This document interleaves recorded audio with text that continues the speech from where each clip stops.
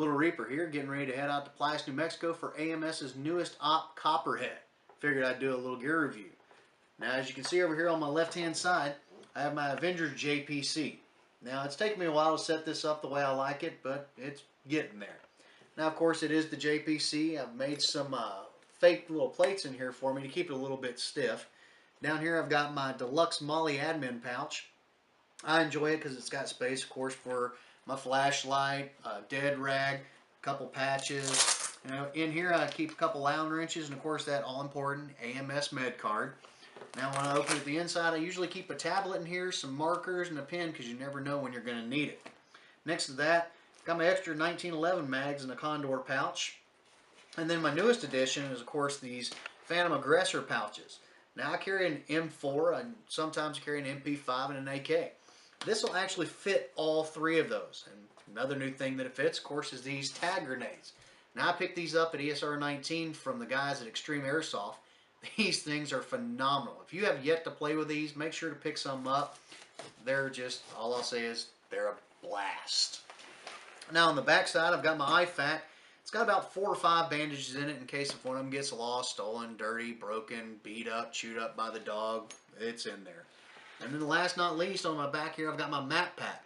Now I've been running the HPA V12 now, so it's got plenty of room in there for some extra M4 mags. Usually throw some granola bars in the top end, and of course my small hydration pack in the back, because it's always a good idea to drink water. One of my other new additions is I went from running a battle belt to strictly just running a drop leg holster. Now I picked this up from E-Vike. It's a really good purchase. It's just an all-around drop leg holster. It'll carry everything from a 1911 to a Deagle, and the reason is because it's a big opening at the bottom. Put the gun in, stops at the top, hangs out the bottom. One of our members, Raging Cajun, actually runs a Deagle, and she runs the same leg holster. I've pretty much enjoyed it. And then I've got my little dump pouch here, fold-up dump pouch. Works out pretty well. Carries about 10 magazines, folds back up, hides away nicely, and you're done. Now that we're done with gear, let's get on to the guns. First up, of course, my Elite Force 1911 TAC. Now, I've loved this gun, had it for about 3 years, has yet to fail me. Done a little bit of internal work, some external work to it, but all in all, I advise it. It's a good gun. I've enjoyed the heck out of it. But now the newest member to my family is, of course, this little bad boy right here. It's the Amoeba CCR customized to a Reaper edition. That's right, got bored with a little front handrail, so I put an extender rail on it, a Cobra front foregrip, and the piece de la resistance, I put a V12 in it. Why? Why not?